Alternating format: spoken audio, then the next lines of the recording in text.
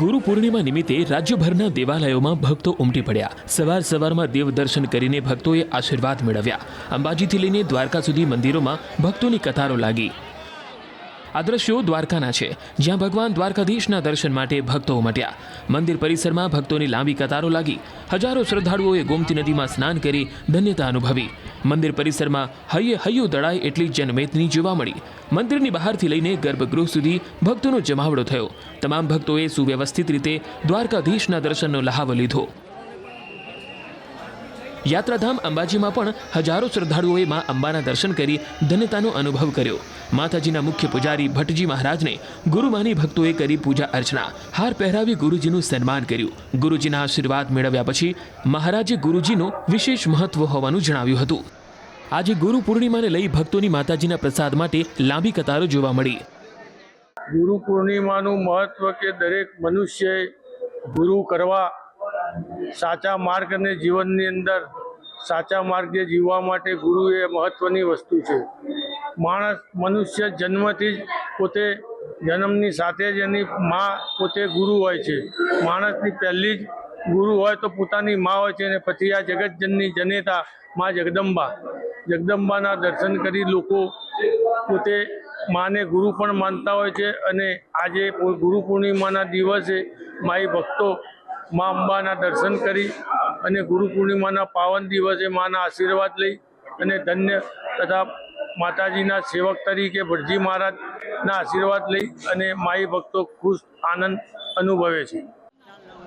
ગુરુ પૂર્ણિમાના પર્વ પર યાત્રાધામ પાવાગઢમાં ભક્તોનું ઘોડાપૂર ઉમટ્યું। ધુમ્મસભર્યા વાતાવરણમાં ભક્તોએ મંગળા આરતીના દર્શન કર્યા।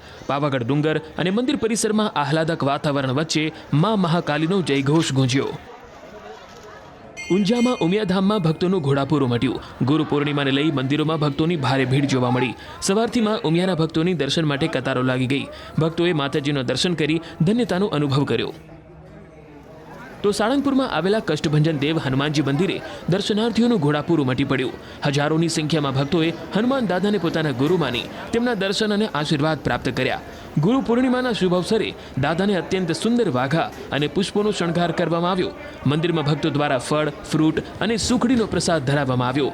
દાદાના સેવકો, હરિભક્તો અને દૂર દૂરથી આવેલા શ્રદ્ધાળુઓ યથાશક્તિ ભોગ લઈને પહોંચ્યા હતા। સમગ્ર મંદિર પરિસર જય કષ્ટભંજન દેવના નાદથી ગૂંજી ઉઠ્યું। मुंबई से आई हूँ, हमेशा आती हूँ। आज गुरु पूर्णिमा है तो भगवान जी के दर्शन के लिए आई हूँ मैं। बहुत अच्छा लगता है, यहाँ आके सुकून मिलता है और मुझे तो बहुत विश्वास है इन पे।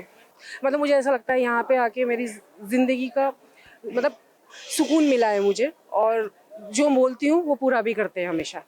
मैं झाबुआ से हूँ, ये दोनों मेरी सिस्टर है, ये दोनों इंदौर से हैं।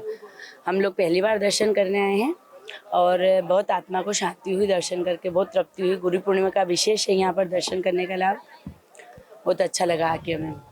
શિષ્ય છે એમને અંધકારમાંથી બહાર લાવી અને ભગવાનનો ભેટો કરાવે, અને આજે ગુરુજનોના આશીર્વાદ લેવાનો દિવસ છે।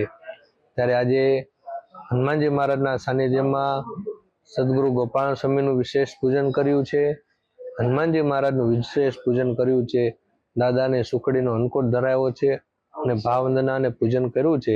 બસ આજના ગુરુ પૂર્ણિમા પ્રસંગે ભગવાનના ચરણોમાં પ્રાર્થના કરીએ, આવનારા તમામ ભાવિક ભક્તો, સેવકોને હનુમાનજી મહારાજની કૃપાથી બધા એમના જીવનના કાર્યો સફળ થાય અને ભગવાનનો કાયમ આશીર્વાદ બધાના ઉપર બની રહે એવી પ્રાર્થના કરીએ છીએ।